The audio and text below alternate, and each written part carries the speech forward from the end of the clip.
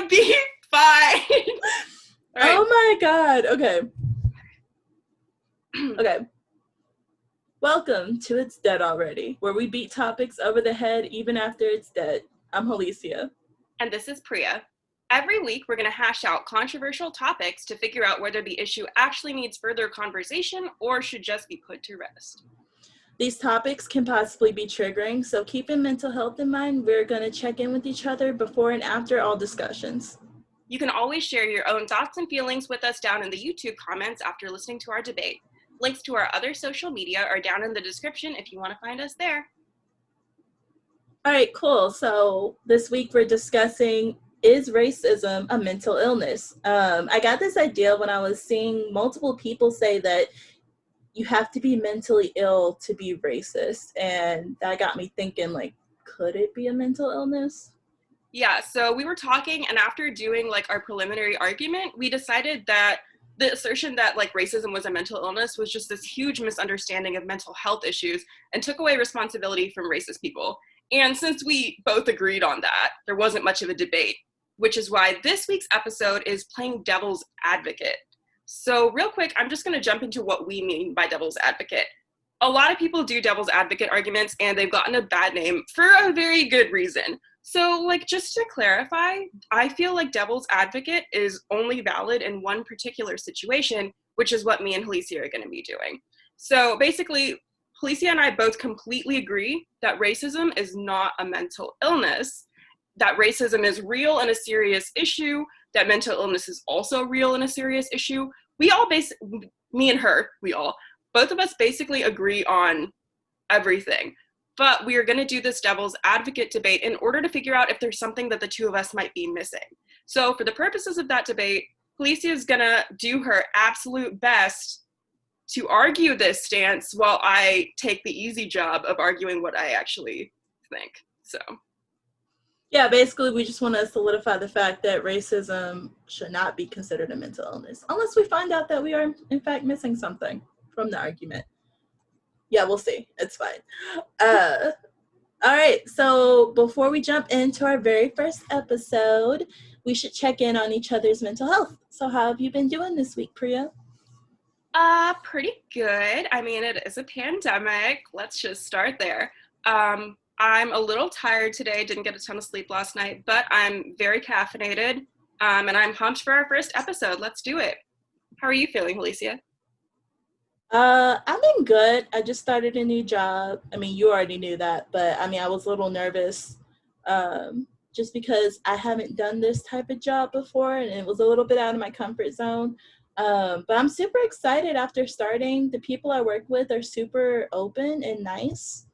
So that's definitely put my worries to rest. And that's really all I've been worried about this entire week. So other than that, I'm doing pretty good.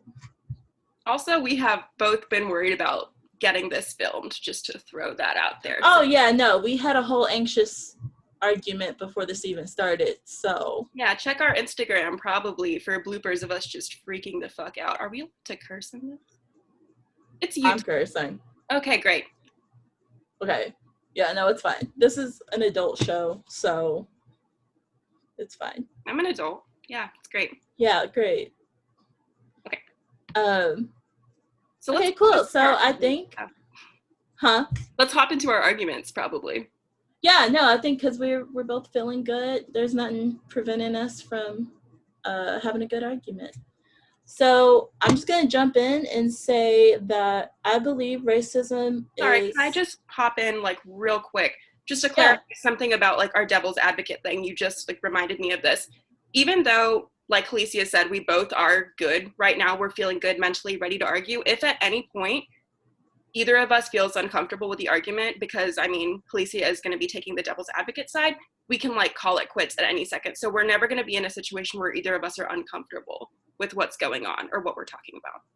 Yeah, we can call red at any time. Yep. Okay, so my stance that I'm taking this week is racism should be considered a mental illness. I did some research and I found that a professor of psychiatry said that 30 years ago it actually was brought up to the I don't want to say Psychiatrist Association, but it's Psychiatrics. It's the APA. oh, okay, yeah, she knows the APA. It was actually brought up that racism should be thought of as a mental illness, and he said that because it should be extreme racism, which is he defines as different than ordinary prejudice, should be considered that because it's a delusion, extreme delusion, um, to how you view people, basically, and to want to take it as far to hurt or lynch or murder, just in general, um, that should be considered a delusion. Yeah, I can kind of see that because I mean, it definitely isn't based in fact. Like, let's start there. Like, racism is obviously not based in any kind of like actual fact. But I mean, again, to clarify, neither of us are like mental health professionals or professionals in really anything. Right, But right. yeah, so I mean, this is completely just our opinions. But I mean, I don't think that that really makes sense. Like, to say that it's a delusion in quite the same way that like other delusions from like other like mental illnesses are, because while racism isn't based in like an actual fact, it's still based on this like mass belief. It's definitely taught and people are definitely like indoctrinated into it. And even though the facts that they're basing it on aren't real, there's still things that people are telling them. So then, I mean, we could sort of get into this whole thing of like what's a fact and have this like weird philosophical argument. But like, I mean, like, no, there isn't any factual basis to saying that, like, for like white supremacy, for example, there's no factual basis for that. But like when you have like media organizations, like when Fox News is telling you that white supremacy is real and they're making up arguments, like in the era of fake news or whatever, when like the truth is like who knows what it is. I mean, I think it's just different than calling it a standard delusion.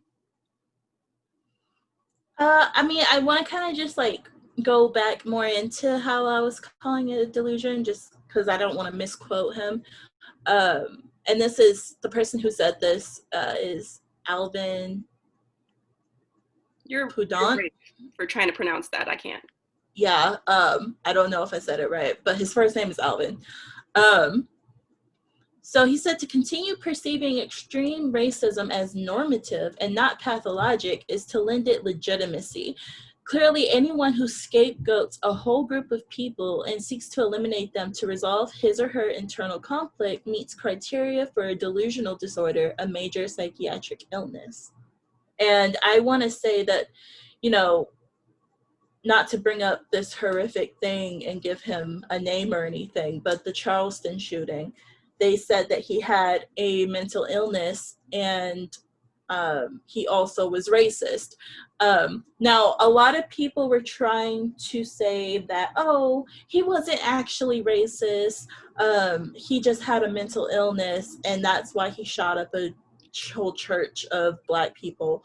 Um, and I think that's terrible. That's not an argument that we should be making.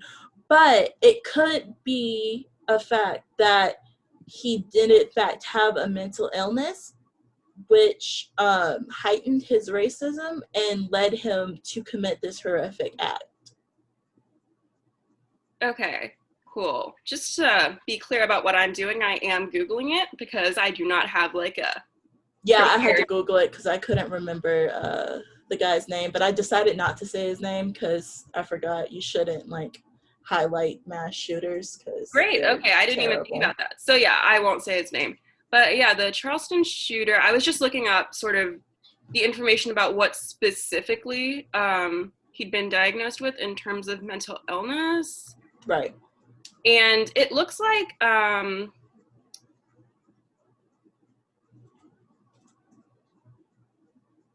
okay.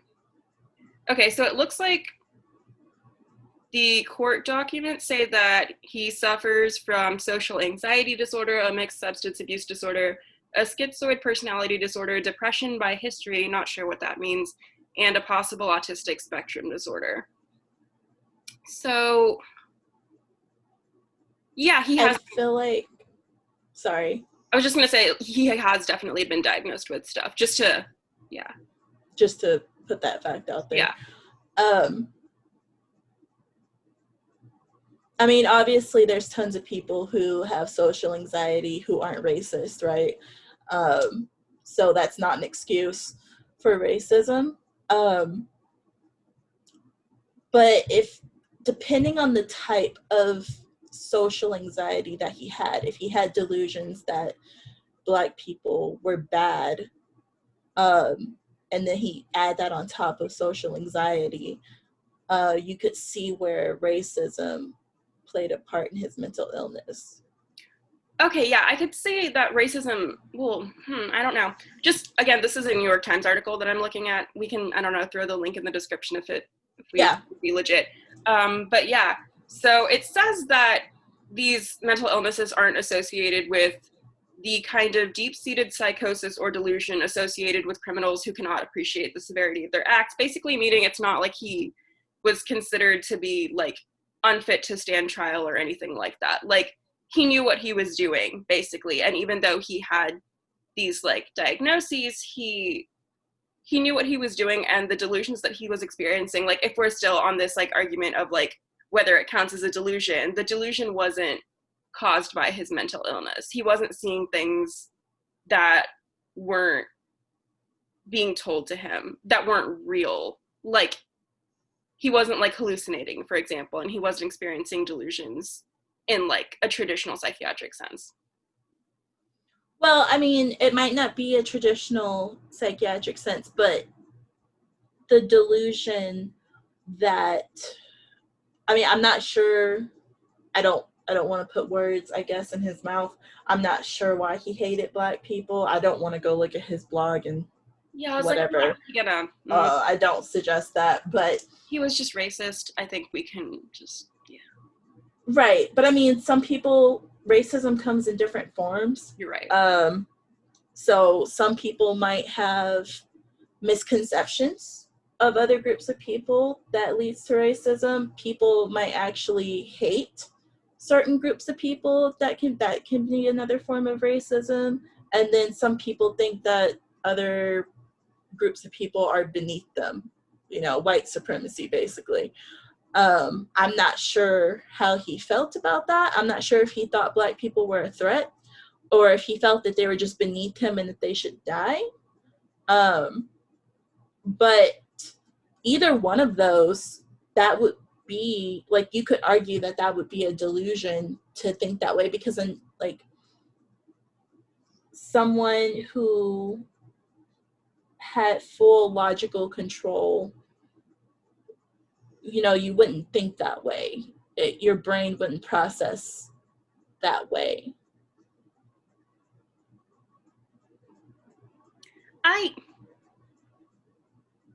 I don't know. I mean, when you say, like, full logical control, again, I mean, no, I don't think he was, like, smart. Like, I don't think he was, like, making, like, a good decision there. Far be it from me to, like, defend this guy. No, we both hate him, clearly. We both hate him. Yeah, he sucks, obviously. But, like, I think to say that when you get into, like, sort of, like, people call, this has come up a lot recently, like, even, like, when talking about people like Donald Trump, right? Saying, like, or, like, racists in general, like, people will say, like, oh my God, like, they're so dumb that what they say doesn't even, like, count, that they're clearly, like, mentally ill, and, like, using terms about, like that refer to mental illness, like, to criticize someone's character. So saying that someone's, like, narcissistic or sociopathic or psychopathic, when they're describing people who are literally just, like, bad people. Like, those aren't, like, they can definitely overlap, right? But, like, I don't think that, like, this is, I mean, like, I don't think being a psychopath means you're a bad person. And I mean, psychopath isn't even, like, that isn't even, like, the term that, like, we would use anymore, according to, like, the latest DSM. I think it's the DSM-5. But, like, still, I mean, that's what it refers to. It refers to these, like, specific, like, mental illnesses. And I think that when you, like, say, oh, they're so, like, racist or they're so evil in other ways even, right? We were talking about, like, murderers or rapists or something like that, saying they're so evil that they must clearly be mentally ill. It really reflects badly, first of all, on mentally ill people. And I don't say that, like, as a joke or anything like that. I know sometimes people, like, frame it as, like, a weird joke. But, like, I mean, it is definitely a fact that like people who have mental illnesses, including like the scary ones, including things like schizophrenia and like including things like, I mean, even like personality disorders, like narcissistic personality disorder, like borderline, things like that. People with mental illness are like way more likely to be the victims of like violence and abuse than they are to be the perpetrators of it. So, I mean, to say that someone's mental illness caused them to do these horrible things is first of all just ignoring the fact that like most people who have like the scary mental illnesses, and I'm saying scary in quotes because I mean mental illnesses that aren't like how people view it, right, so that aren't like depression and anxiety, which are like a bit more commonly like understood and like a little bit more mainstream, so like the things that people would think are scary. I think, I don't know, it's just really like it's really just like hurting people who do have these mental illnesses, because when you're saying like, oh, like this like racist like violent person has this mental illness and that's why he committed this horrible crime, I mean, then you like have like, I don't know, like another kid that's being diagnosed with some of the same stuff that like this guy was being diagnosed with, like they're being diagnosed with the schizoid personality disorder and they think I'm like a monster, right, like I'm a bad person, instead of thinking that they just have an illness that can be treated like a lot of other illnesses. And also definitely makes it seem like this guy and also like racists in general don't just they're just bad people, honestly, is I guess just going to be my argument. They're not mentally ill, they're literally, they're capable of making that decision and they're bad people.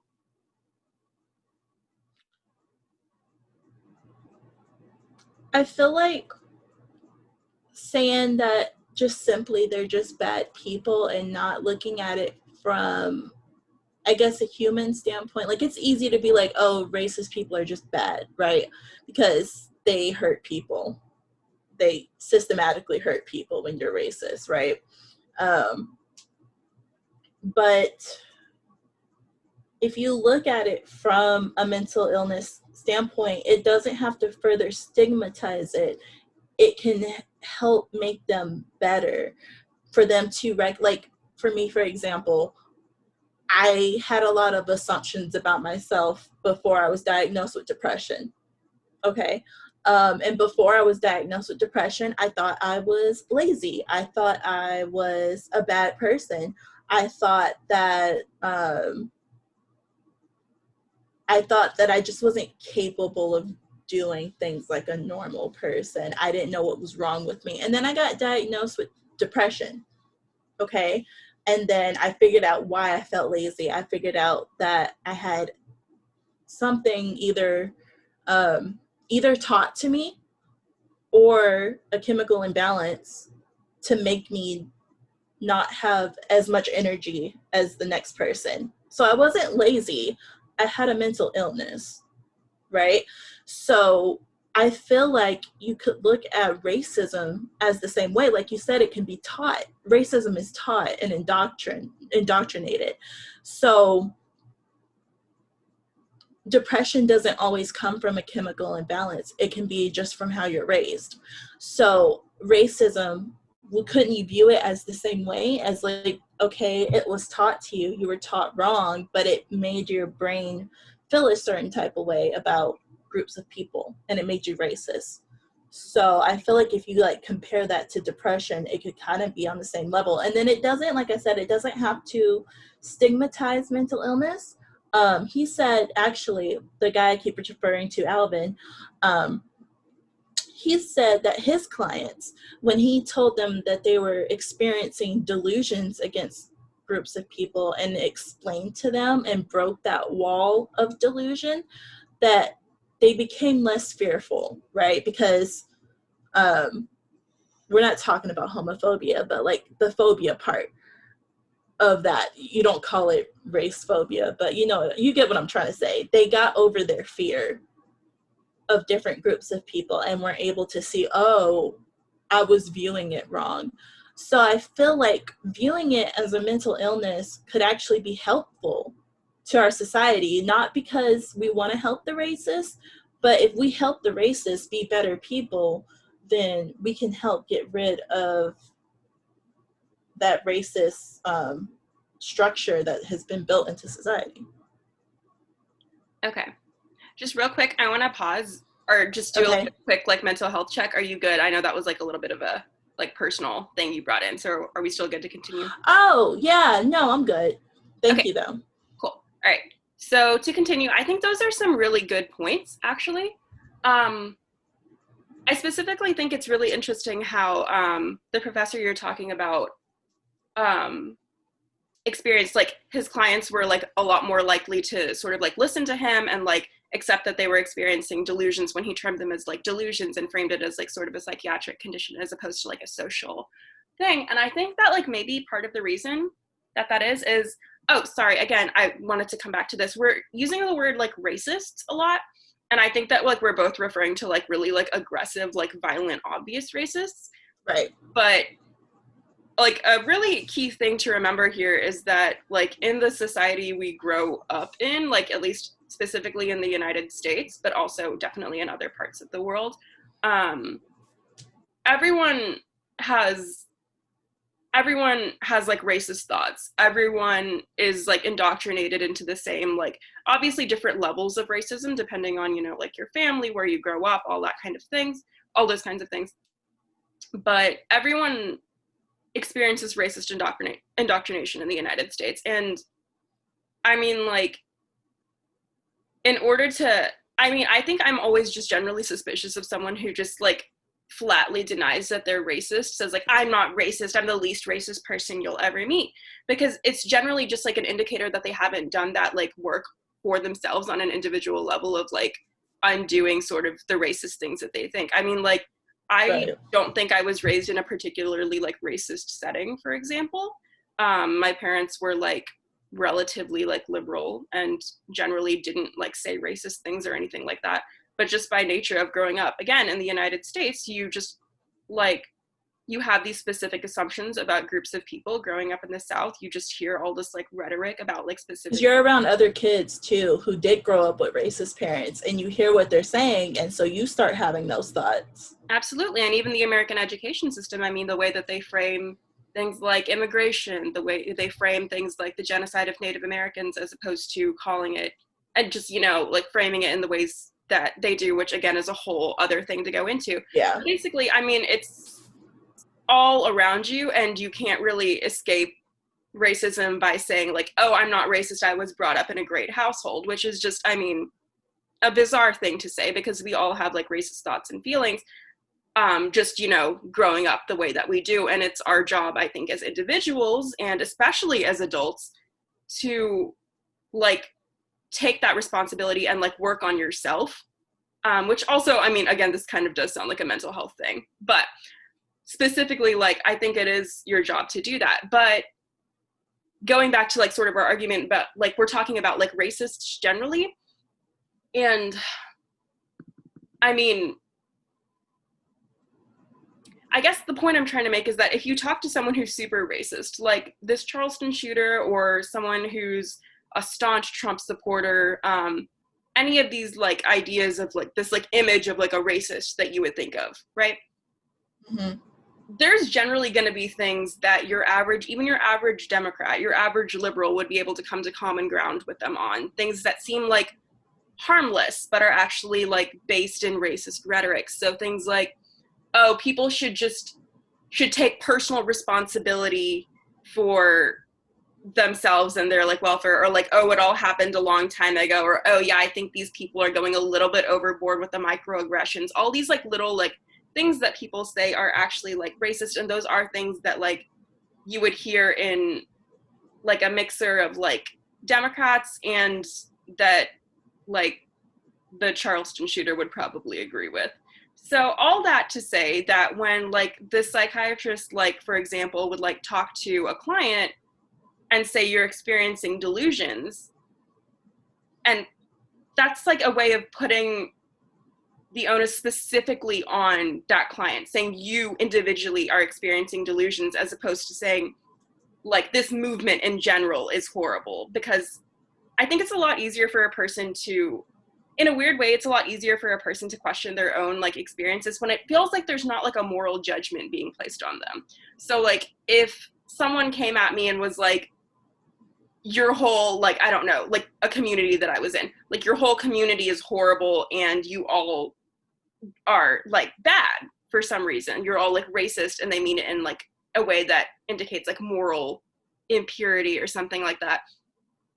I would like take offense, and I would also feel like vindicated in my stance because I have like this like imaginary backing of like my community behind me. But if someone comes to me individually and says, hey, I think you individually are experiencing delusions about whatever issue, I think it would be a lot easier for me to start that discussion. And also because I assume in this like psychiatric setting, there isn't like that judgment placed on the person. It's like, hey, you're dealing with this. This is something that's hard for you, and we can figure it out together, like extending that like judgment-free hand. And so that's why I think it would be effective. I don't know that I necessarily agree with it as a tactic. So I think, just kind of like summarizing what you just said, I think you were saying that racism is more of a societal problem and it affects everyone. Like there's internalized racism, for example. Me being a mixed Black and white person, I can have internalized racism against Black people. So like that would be a societal problem if I have that sort of feelings. But then what the psychiatrist is arguing is that we can tackle it individually and put it more on the individual person that might be racist. I think both points are valid, just because it is racism is a societal problem. But it's helpful for the individual if you attack it head on with like, this is a you problem, instead of just making it a societal problem. Because like you said, like they have the backing of their peers, so they're going to feel more validated in staying with their racist beliefs. So I don't think classifying racism as a mental illness would solve racism as a whole. But I do think it would be helpful for solving it on an individual basis, which that might be a slower process. Maybe that would slowly change racism in America. But racism is a complicated issue just because like you said, there's people who are like, I'm not racist, I don't contribute to the problem. But there's a whole systematic ideals set in place for racism, like to take over. So just fixing it on the individual level, I don't think would solve racism. But I don't think that makes it hurtful to classify it as a mental illness. Okay. Yeah, I see what you're saying. I think another point that could be brought up, because yeah, we're talking about like, does it count as a mental illness? So like the point you kind of brought up was like, does it even matter? Like, what do we mean counts? Like, is it going to be helpful or not? Right. So like, just sort of like being more practical with it, which I definitely agree about. I just think that a problem we could run into with classifying it as a mental illness is sort of like moving over to the side of just like sort of like mental health care in the United States. First of all, is super inaccessible. You and I both know this. It's literally hell to find mental health care, even if you literally have something that's commonly understood to be a mental illness, like depression. Everyone knows that's a mental illness. How hard is it to find a therapist that takes insurance? We don't have time to go into that. But like, if the solution is suddenly for like, oh, if you are racist, which I mean, I assume at this point we're like creating some kind of like cutoff for like how racist you are, because again, everyone's racist, but like I assume if you're like seeking like mental health care for your racism in this like hypothetical scenario, you meet like a certain bar of racism, like maybe you're like violently racist, I guess. Right. Right. So basically, my point is just, where are the mental health providers for this? You end up with a situation where, like, best case, if people buy this, if they say, yep, racism is a mental, like, illness, I mean, there's just not enough mental health care for it. Like, and that system would just be quickly overwhelmed. And also, I mean, it isn't classified as a mental illness. Like, I mean, yes, this professor that you're citing has, like, argued for it. And it does look like there are people who have been arguing for it. But there's not, like, really a standard way to treat racism on its own when it's not paired with like other mental illnesses. Like if you're having like actual like psychiatric delusions that happen to involve a specific race, right, which is like a very specific case that isn't really what we're talking about. In that case, yeah, like a mental health worker would be able to like work with you and help you figure things out. But like if it's just like standard racism, I don't think the mental health like system that we have is qualified to even treat that. Racism within the mental health care system is extremely prevalent. I mean, oh yeah, I've definitely dealt with like, I'm not even Black, right? Like I'm Asian American. And so like, obviously the levels of like racism I experience are not like the same thing, but just speaking as like a woman of color, like, I've definitely experienced racism within the mental health care system, and it has been like a whole mess for me. So to suddenly be like, hey, let's have all these like violently racist people go, oop, you cut out there. Where are you? sorry, coming back. All right. Sorry, there was a cut in the video. I had technical difficulties, but we were back and Priya was talking, so she can continue her point. Thanks, Hollisia. So in the little like intermission there, I definitely forgot exactly where I was. So I'm just going to jump back in to sort of where I think I was. So basically, I was sort of talking about how racism is so prevalent in the mental health care system.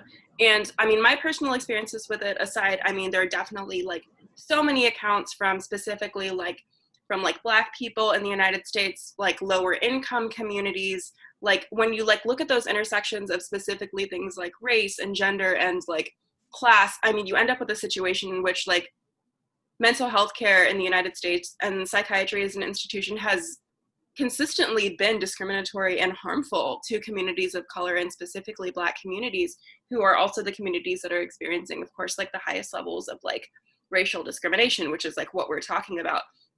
So, I mean, I guess my point would be like, what is there, like, is there really more benefit than potential harm from combining these like two, well, obviously not the same level of like harmful, like still certainly harmful institutions of things like, I mean, I think we're certainly talking about more like individual racism rather than systemic racism, Yeah. but like just like being like, let's send all these racists to an institution that's an institution, by which I mean psychiatry as a whole, not like a specific like place or anything like that, but that's already consistently been shown to have like negative outcomes for people of color. Like, is there anything to actually be gained from that, or are we just making things worse?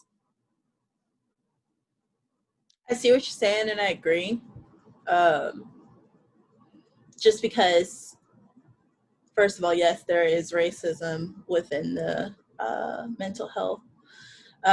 I haven't experienced racism personally, but I've definitely had a really good therapist that I liked, and she was white. But there was a disconnect when I did talk about racist issues, and she just didn't understand. So there was just like a disconnect there when I was trying to talk about my personal experiences. Because like I could talk about my depression, I could talk about struggling to do things throughout the day or whatever. But when I brought up racism, she would kind of like not argue with me, but she would just kind of push back a little bit. And then I'm like, I just felt like I wasn't being heard or understood at that point. So there's definitely something to be said about that. But to say that it wouldn't be helpful to add racism as a mental illness, just because it wouldn't get the proper care it would need, I don't feel like that's the point. Because depression, for example, to say that it wouldn't be helpful because we don't have, like you said, it's hard for us. Let me start over. It's hard for us to find a good psychiatrist that takes our insurance, that can actually help us deal with our depression. Okay, but that doesn't mean that depression shouldn't be classified as a mental illness. It's still a mental illness, even if there is hard stuff to deal with it being a mental illness. So we might not have the societal structure at the moment to be able to tackle racism as a mental illness, but that doesn't mean it shouldn't be seen as a mental illness. So just on that point, I would say that. That's a good point, and I think I like might have phrased it badly. But yeah, that is a good point to be like, oh, we don't have the infrastructure for it is not really, that's like a very like circular form of reasoning there, because then the answer would be like, well, then make the infrastructure for it. And I'm certainly not arguing that our current system of inaccessible mental health care is good. So that's a good Yeah. point there. But I mean, even that being said, I still think there's a lot more like harm than good that would come from just being like, all right, if you are racist, then seek out mental health care. Because again, I mean, it goes beyond like even the United States not having like any sort of like even like the APA not having like a good like treatment plan for like racism specifically as like and like a solitary mental illness. I mean, that's just not a thing anywhere as far as I know in the world. Like there's just because it's so much more of a social problem than it is like a psychological problem. And I think that that's like coming up like specifically in therapy, like sort of like what you brought up with like your disconnect that you were experiencing with like your therapist. I mean, I think a lot of people have been experiencing, not that it's exactly the same thing, but like currently for the past few months in terms of like, first of all, the pandemic, and then like everything else that's happening, it feels like something's happening constantly. Global warming, like the pandemic, impending fascism in the United States, everything sort of happening at the same time. And a lot of people who are just routinely in therapy, like for something like anxiety, right, are like going to like therapy and being like, it feels like everything is horrible and the world's ending. And normally, if you said that to your therapist in a not like this situation, maybe like a couple of years ago when things seemed a little bit more stable, they would say, okay, that's an exaggeration. You're, catastrophizing. Let's talk about that. Can you Mm. really say that now? Can you really say everything isn't terrible? Can you really advocate just like caring about yourself? Well, yeah, I mean, self-care is always incredibly important and you always do need to prioritize yourself, but like, can you really advocate saying things aren't as bad as they seem when things are really that bad? And this is, of course, I mean, sort of like a once in a lifetime scenario, not that things are not normally bad for specific groups of people, but I think it's a once in a lifetime scenario, the present situation that we're in terms of so many people experiencing like the harmful effects of just the general bullshit that's going on, like with government, with climate change, sort of like everything just combining all at once. So, and this just like general like mass idea in the United States that everything is completely fucked. So it's like, I guess what I'm trying to say is like, there's always been this disconnect between things that are like, what's an individual psychological problem and what's actually a sociological problem that can't be dealt with in therapy. So, like, if I go to my therapist and I'm like, hey, as a queer person, I'm experiencing homophobia, my therapist will be able to like help me with my own feelings about it, but they're not going to be able to help me with like the actual homophobia because that's a social problem. There's nothing that my therapist can like do or say that's going to make the actual tangible effects of homophobia not still hurt me. And I think it's similar with racism. And also like, because like if you're racist and you go to like a mental health like provider and you like get all the help in the world, I mean, mental health care doesn't occur in a vacuum. You like go to a session and you start like unpacking some of that shit and you go like back to your community or wherever and they're like, that's bullshit, don't trust the system, mental health care is a scam. Who are you going to believe? Like this like person that you've met for one session or the community with whom you like share this like bond and potentially your whole life? Like, is it even going to work, you know? I hear what you're saying, and I feel like that happens again. Like I'm not favor. I am not prioritizing depression over other mental illness. It's easier for me to talk about depression because I have it, Yeah. and I don't want to talk about something that I don't know about. For sure. So I just wanted to add that in here because I'm about to talk about depression again. I feel like that issue that you just brought up gets brought up with depression a lot. So, like your psychiatrist will constantly be like, what's your home environment? What kind of people are you surrounding yourself with? Do they make your depression worse? Like, does your situation make your depression worse? So like, because depression can have many factors. It can be negative people that you're around, negative self-talk, you could legitimately be in a bad situation. Maybe you have debt problems or there's something that you can't control going on in your life causing you to have depression episodes. So with racism, if we're going to assume that it's a mental illness, of course you're going to run into the same problems. If you're in a racist community that continually supports the idea of being racist, then you're going to have a weird disconnect between going to therapy and then going back to a racist situation. So I feel like that kind of legitimizes racism as a mental illness. Um, just because, like I said, that could happen with depression, just like your situation being bad. And then, because like we all know, if you go to therapy, whoever goes to therapy out there, you all know how nice it is to go to a therapist and be able to talk all your feelings out and be in a safe space and be like, wow, like I can just get this off my chest and I feel so much better. And then you go back to real life and you're like, oh, things are kind of still bad sometimes, you know? So I just feel like, again, if racism is a mental illness, then the same could be said of like, wow, I feel like I'm tackling some bad thoughts that I had that were racist, and like I'm in a safe space and they're not judging me. But then they go back to the racist community, and then, like you said, they're going to be like, don't believe the system. Mental health care is bad, blah blah blah. Like they're gonna be like that, and that's something that that person would have to work on an individual basis of like, am I gonna continue with the same thought process that I've always had, or am I gonna make healthy changes? Because again, with depression, you kind of have to ask yourself, am I gonna make healthy changes and try to make things different day by day? That makes sense. Another thing that I just thought of just off of that is like, when you're going to therapy for like depression, right? Just to continue with that example, because like Hollisia said, like we both have depression and it's just an easy example for us to work with. So if you have depression, you're going to therapy because you're experiencing the negative effects of depression personally, generally, of course. I mean, I guess there are some people who might go to therapy for like depression that's like affecting like their family, and their family is like, you gotta go. But like generally, I mean, not even generally, universally, if you have depression, you're suffering, right? Mm-hmm. If you're racist, like I know I'm saying like everyone's racist and you're being impacted by it.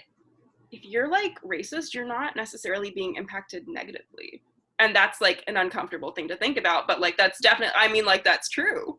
You know, like in the United States as we are now, like if you're racist, you can, that's like a good thing in certain circumstances. Like it can be a good thing for your career. It can be a good thing for you politically. Being anti-racist is actually like, it's definitely a career killer in certain circumstances, especially like in like established institutions. So if you're going into politics, even if you're going into things like academia, being actively anti-racist can be like, or if you're going to like corporate like stuff, like if you're gonna go work on Wall Street, you can't have like a Black Lives Matter phone case. You know what I mean? People will see you as like Radical. or a buzzkill or literally just radical, and they'll write you off. They won't listen to anything you say. So if you're going into like one of those fields, obviously these are all different, and racism exists in like every single field that I can think of, but like it can help. I mean, look at our president, not to keep harping on this, but racism helped him get into office. It was critical to his campaign.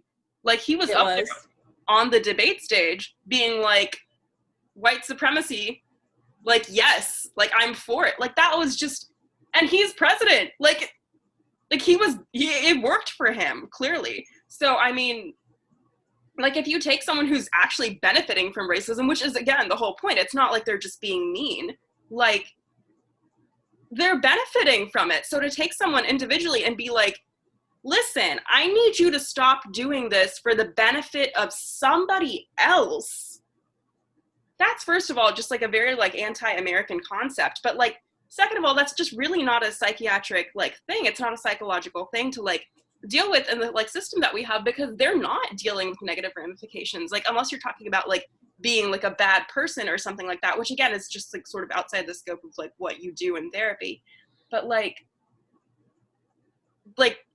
if you have like, just to go back to our earlier example, like if you have depression and you like go to therapy and you like start working on stuff, and then you go back to like your like unsupportive community, you're still going to be experiencing like positive effects from the therapy, right? Because you were experiencing negative effects from the depression, you're fixing something within yourself, you're going to start to feel better, and that's your incentive for continuing to go to therapy, continuing to work on that.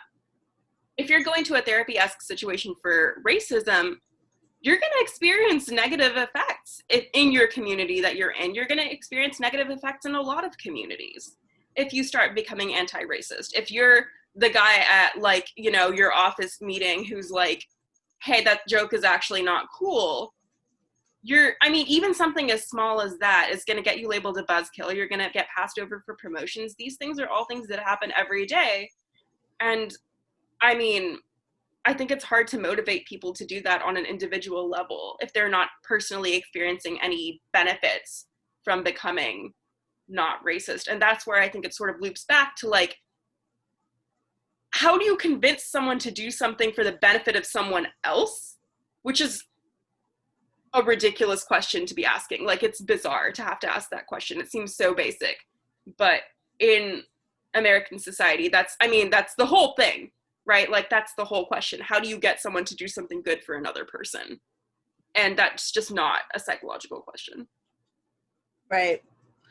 I see what you're saying. I feel like you're making the argument for it to be a mental illness, you have to be suffering, and then there has to be positive outcomes and incentives for you to continue working on that mental illness. Okay. I'm going to talk about being bipolar a little bit. And a common symptom of being bipolar is not continuing to take your medicine anymore because you don't think there's anything wrong. And clearly this person might be suffering, but they might not know that they're suffering. So like they're not being fully aware. And like anyone listening to this, if you suffer from being bipolar, or if you just know more about it than I do, feel free to correct me in the comments. Because I personally have never met anyone who has been diagnosed with being bipolar. That you know. That I know of. But I've heard before that a common symptom is to stop taking their medicine because they don't think anything is wrong. So that person isn't to themselves suffering. And so I could argue that just because they're not suffering doesn't mean that they don't have a mental illness that still needs to be helped. And then also, sometimes racists do suffer, okay, when they're caught, okay? And I feel like with cancel culture happening, and I'm not making a judgment for or against cancel culture,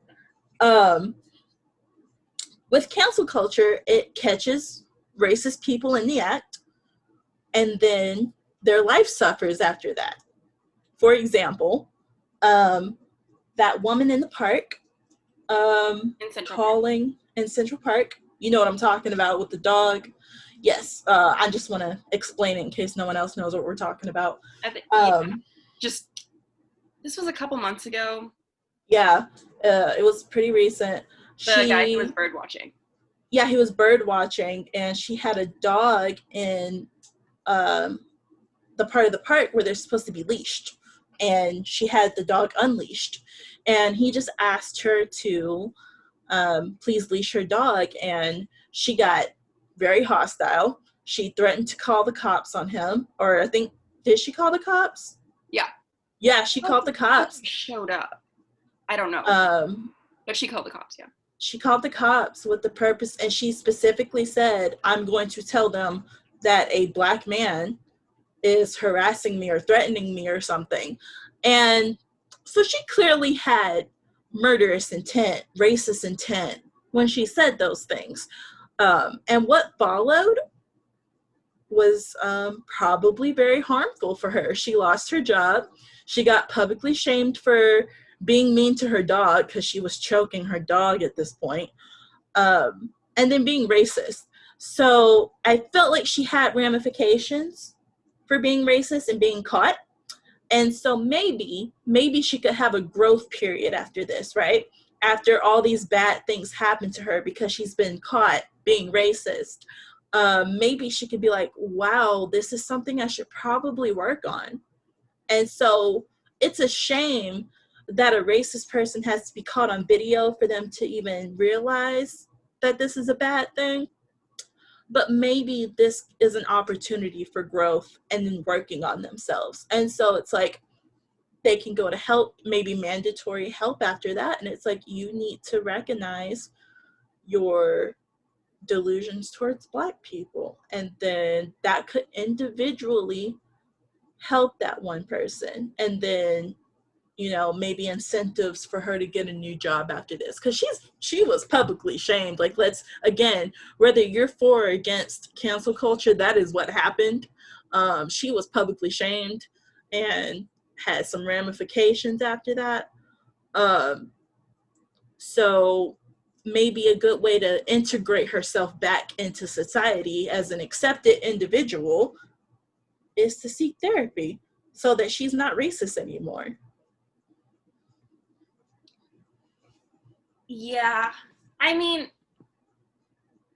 I will say I'm not like super familiar with like where this particular woman is like now, right? Me either. And I know that she experienced like some ramifications afterwards. I know that she lost her dog, but I mean for like a couple of weeks, I think like the dog. She got the dog back, right? yeah. And I think she was fired, but I mean in terms of like reintegrating herself into society, again, because racism is such a social problem, I don't know that she experienced like really serious. She wasn't like a pariah, you know, after that, like, right? Like, I'm sure like it's gonna be like, it's definitely not gonna like look great for like when future employers Google her and she was like, right, like who's gonna hire her right now? a lot of people. But like also, I mean, neither of us can think of her name, right? And I can't really think of what she looked like. She was a white lady with brown hair, right? Yeah, you're right. And I mean, like the only way that I wouldn't recognize her if I saw her like in a place of business, right? So like if I knew who she, like if I walked into like, I don't know, like a store or something and she was like a receptionist or something there's not receptionists in stores, but like if I walked into an office and she was a receptionist, I wouldn't recognize her and I wouldn't think anything of it, because as big of a deal as that was, I don't remember her name and I don't remember her face. And the odds of me like Googling the receptionist's name to find out who she was are pretty minimal. I don't think that she experienced super serious ramifications, considering that, again, like you said, she called the police with certainly malicious intent and almost definitely murderous intent. And she didn't get in any sort of legal trouble for it. She didn't experience, the only ramification she experienced was that she was fired from that job. And I'm sure she has another job at this point. She could easily have her own like talk show at Fox. Like she's not like, racist people do sometimes experience ramifications, but it has to be that big of a deal. Like I was in classes at the time and like we talked about that video in like so many of my classes. Like it was a huge deal, that video of the guy bird watching at the park. And it was like, I mean, not to go into the whole details of why that specific video became such a big deal, but like she's one person and that happens constantly, right? Right. And like without them being caught. Right. And without there being video evidence. Right. And there could be honestly positive ramifications for that. Like I said, there are a ton of people who would like pay her to be a public speaker about the dangers of cancel culture or something like that. And even if that doesn't, like, even outside of that, I mean, the problem for her, just to be like, take her as an example, the problem for her isn't that she was being racist. The problem for her is that she was caught. And the problem for her is that she was canceled. And what people do, not just her, but like every fucking YouTuber, you know, that has gotten caught saying the N-word or something like that, their response is rarely to be like, I'm genuinely going to become a better person. It's to make a sad video and then critique cancel culture and then continue to be famous. Like, that's just like what happens with like celebrities, like white celebrities, again, to clarify. And then like, I don't know. I just don't think that there's that much of a negative ramification for being an open racist. Again, not to harp on this, but look at our fucking president, right? Like, right. you know, He's in the highest place of he's doing great, office. honestly. He saved his whole career. I mean, even if he doesn't get elected again in November, he's going to be, set for fucking life with speaking arrangement. He's doing great, honestly, for himself politically because he's a violent racist. Right. You're right. I can't really argue against that point. Yeah. Again, whether or not you're for cancel culture. I don't know why I'm trying to be so PC about cancel culture. I don't know why you're being PC about it either. Are you anti-cancel culture? Okay. Stop. Cancel culture is appropriate most of the time. Okay. Okay, we are not getting into this debate right now. Maybe it will be our next debate.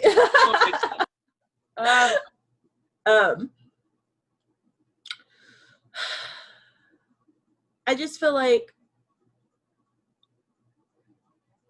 racism, just going back to it being classified as a mental illness,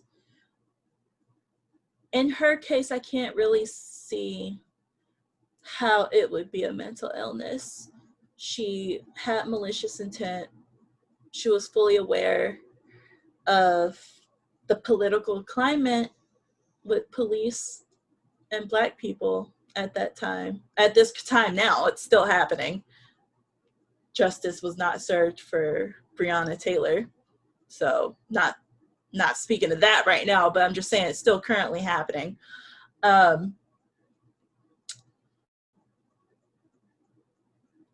I guess I can't really see how she would have a mental illness in that standpoint, because you don't classify murderers as being mentally ill, except sometimes, right? But that's like in really low cases. Yeah, like if they're mentally ill, that's the thing, but like there's not a mental illness called murderer. Is that right?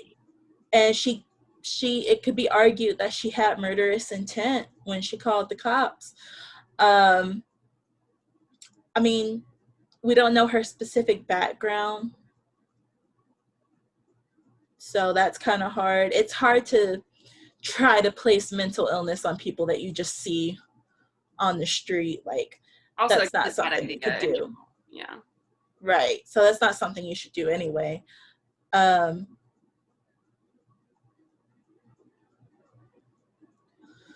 Just looking at specific instances like this where she was trying to have this Black guy murdered just because he asked her to leash her dog.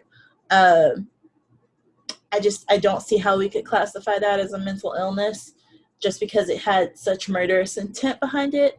And you don't really talk about murder being caused by mental illness. It's a choice that you made, a conscious choice, except for this few percent of people that do have mental illness that cause them to murder, but that's not every murder case. So I feel like I had some good points when it came to calling racism a mental illness. Like I was able to draw parallels between that and depression, but I still feel like you said, I really like your point of like suffering. Racist people don't suffer from being racist. In fact, America incentivizes, like you said, to be racist. And then, not to mention that white people in general, whether racist or not, benefit from racism. So that's just a fact that happens, again, whether they're actively being racist or not. So, and I don't even think my point about being bipolar counts. It was a good effort, I would say. Thank you. Came out of left field a little bit. I was like, oh, okay. Yeah, I don't think it really counts as a point, because clearly, I think people who suffer with bipolar disorder, they can have hard parts in their life, just like you would be affected by depression. So I really liked, again, your argument saying that if you're not suffering, is it really a mental illness? But what about you? Like, how did you feel about my side of the argument? Like, did it persuade you at all? No, but like, I think it was helpful in pulling the debate from like away from like a sort of like a hypothetical philosophical thing to being like, okay, whether or not it should like count, what do we do about it? Will it help? Yeah. It doesn't actually matter if it counts, right? Like, will it help? And I think that was really helpful for me to like recenter my argument and being like, that's actually the whole point, right? Mm-hmm. Like, what do we do about it? But yeah, in the end, I don't think that classifying it as a mental illness would actually be helpful. Just, I mean, like for the reasons that you stated. But I mean, it's definitely a good thing to talk about, and I'm glad we talked about it. Yeah, like I said, I never viewed it from that point of view. And I think it's great that Alvin, the psychiatrist, can help out certain racist people and help them see the error, I guess, of their ways by doing it this way. But it's certainly not going to fix racism in America, and it's not going to do anything on a big scale in America. So, like you said, if it would actually be helpful to do that, I don't think so. So yeah, I guess we're gonna call Priya the winner here. Yay, and props to you, Hollisia, for being the devil's advocate, because I did not want to do that. You did a great job. Yeah, you Thank actually you. definitely did put effort into researching your side, brought up points that I wouldn't have even thought about. So really definitely good work there. Thank you. So yeah, I mean, we talked about a lot of, we're going into, checking in with each other again after the debate, just to keep up with our, mental health check-ins.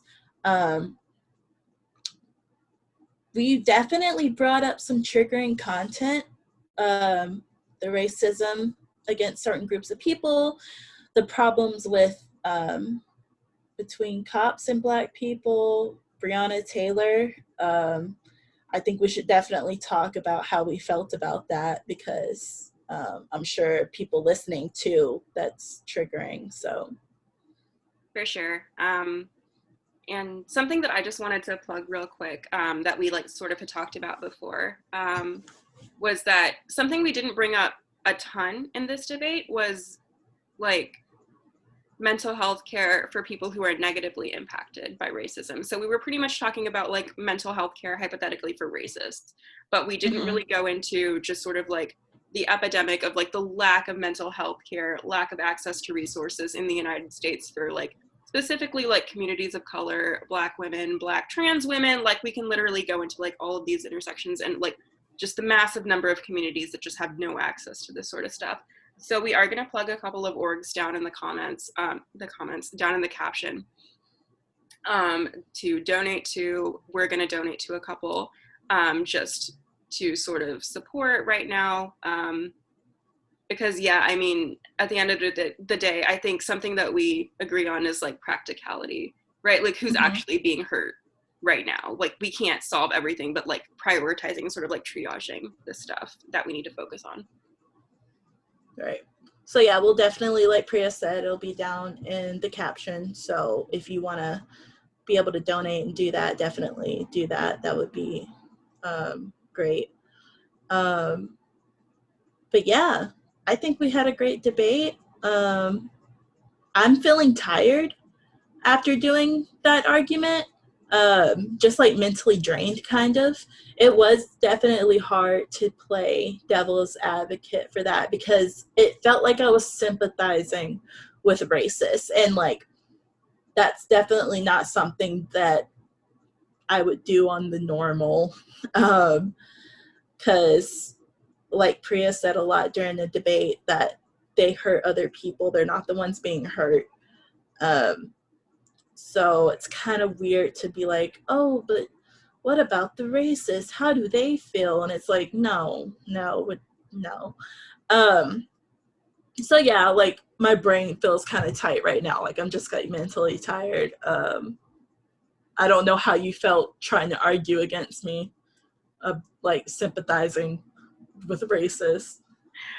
I mean, I'm definitely a little bit tired after that just from talking for as long as we did. Yeah. Um, but I mean, I think just because we've known each other for so long, I was like looking at you and I was like, she doesn't believe that. Like, that's not like, yeah. So, but I mean, yeah, we can definitely like talk more after this video is over. Me and you, Hollisia. Yeah. Bye. And we're gonna like decompress a little bit more. But yeah. Yeah. And definitely tell us how you felt about it.